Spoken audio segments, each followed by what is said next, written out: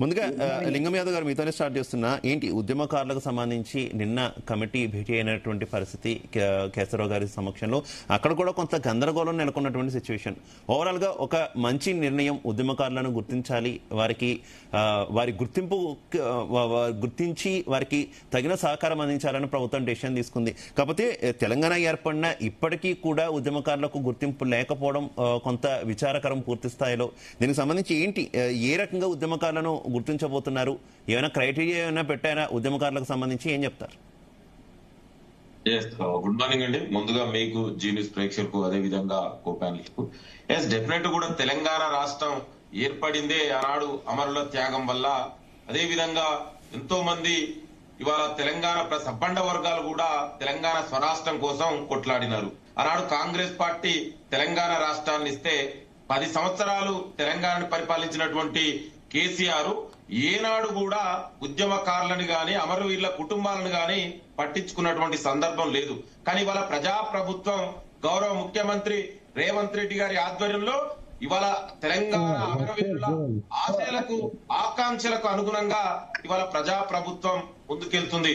దానిలో భాగంగానే ఇవాళ మీరు చూశారు, 10 సంవత్సరాలుగా ఏనాడు కూడా కనీసం ఉద్యమకారులు వాళ్ళ పరిస్థితి ఏంది, వాళ్ళ స్థితిగతులు ఏంది, వాళ్ళకి ఏవైనా సహాయం చేయాలన్నా ఏదైనా కనీస గుర్తింపు కూడా నోచుకున్నటువంటి ఉద్యమకారులని ఇవాళ ప్రజాప్రభుత్వం ఇవాళ ఒక కమిటీ వేసి, ఆ కమిటీలో కూడా ఇవాళ అందరూ కూడా ఉద్యమకారులు, ఇవాళ కేశవరావు గాని, అదే విధంగా ఎమ్మెల్సీ కోదండరాము గాని, అదే విధంగా పొన్నం ప్రభాకర్ గాని, ఇంకా అదే విధంగా మోత శోభన్ గారు, అంటే వీళ్ళందరితో ఉద్యమకారులతో ఒక కమిటీ వేసి, ఈ కమిటీ తెలంగాణలో ఉన్నటువంటి ఉద్యమకారులు, ఎందుకంటే ఆనాడు తెలంగాణ కోసం కొట్లాడినటువంటి సబ్బండ వర్గాలు, ఇవాళ విద్యార్థులు కావచ్చు, వివిధ యూనివర్సిటీల నుంచి, అదే విధంగా ఇర్రెస్పెక్టివ్ ఆఫ్ పొలిటికల్ పార్టీ, ఏ పార్టీకి కూడా సంబంధం లేకుండా ఇవాళ సామాన్య ప్రజల నుంచి మేధావుల వరకు కూడా అందరూ కూడా ఆనాడు ఉద్యమంలో పాల్గొన్నారు. మరి వాళ్ళందరినీ కూడా గుర్తించవలసిన అవసరం, బాధ్యత మా పైన ఉంది. ఎందుకంటే మీరు ఏనాడు కూడా గుర్తించలే. ఇవాళ మీకు మాట్లాడడానికి కూడా కనీస నైతిక అర్హత లేదు.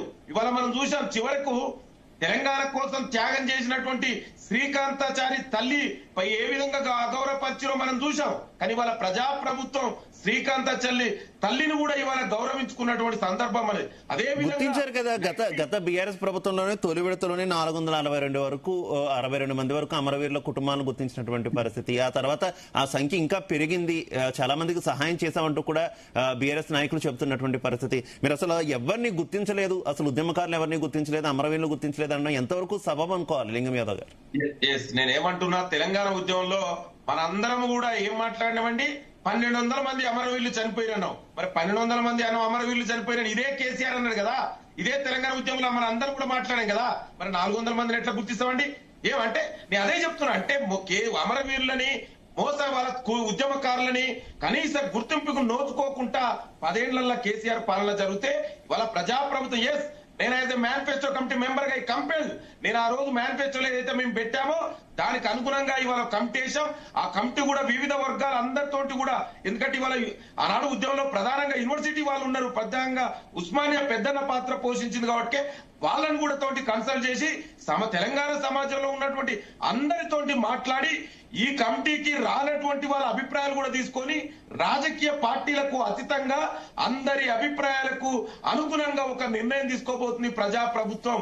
ఇవాళ అంత గొప్ప నిర్ణయం తీసుకున్నందుకు మన అందరం కూడా ఇంకా మీకు చేతనైతే ఈ కమిటీకి సలహాలు సూచనలు చేయండి, ఇంకా ఏ విధంగా చేయాలి, ఇంకా వాళ్ళ అమరవీరులకు గుర్తించడానికి ఇంకేదైనా వివిధ మార్గాలు ఉన్నాయా? ఎందుకంటే మీరు 10 ఏళ్లలో గుర్తించలేక మరి 1200 మంది అని చెప్పి 400 ఎట్లా గుర్తిస్తారండి? ఏం ప్రభుత్వం దగ్గర డేటా లేదా? ఎందుకు గుర్తించలేకపోయారు?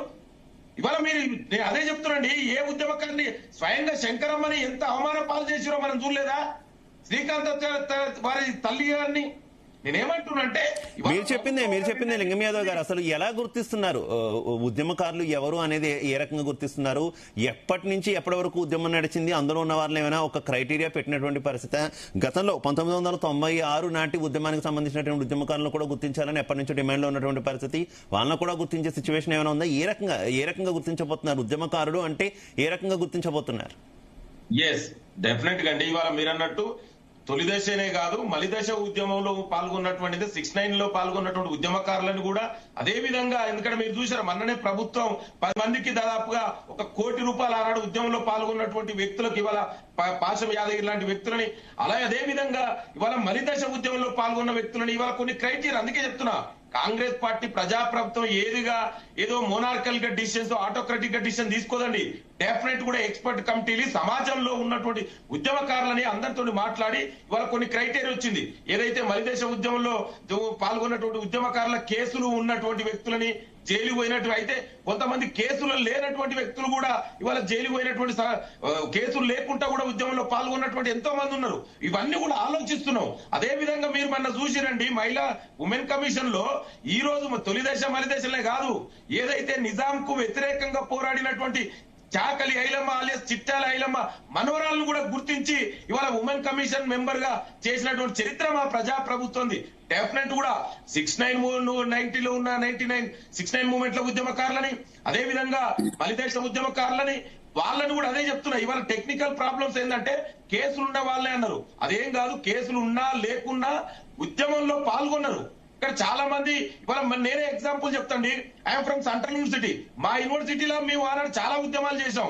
ఇవాళ కానీ మాకు ఆనాడు ఉన్నటువంటి పరిస్థితులకు అనుగుణంగా సెంట్రల్ యూనివర్సిటీలో చదువుకోవడం ఎక్కువ, అక్కడ అడ్మిషన్ రావడం ఎక్కువ. ఇక్కడ ఆనాడు చాలా మంది ఇక్కడ సెంట్రల్ యూనివర్సిటీ విద్యార్థుల కేసులు జరగలేదు, కానీ మమ్మల్ని తీసుకుపోయి పోలీస్ స్టేషన్ లో పెట్టిరు. మేము ఆనాడు విద్యార్థి ఉద్యమంలో పాదయాత్ర పాల్గొన్నాం. ఇవన్నీ కూడా మేము చెప్పాం. డెఫినెట్ కూడా తెలంగాణలో ఇవాళ ఉద్యమకారులకు ఈ ప్రజా ప్రభుత్వం సముచిత స్థానం ఇస్తది. డెఫినెట్ కూడా వాళ్ళని గౌరవిస్తాం. బాధ్యత మా ప్రభుత్వం మీద ఉంది. డెఫినెట్ కూడా ఉద్యమకారులకు న్యాయం జరుగుతుంది ఈ ప్రజా ప్రభుత్వంలో. ఓకే. పల్లె రవి గారు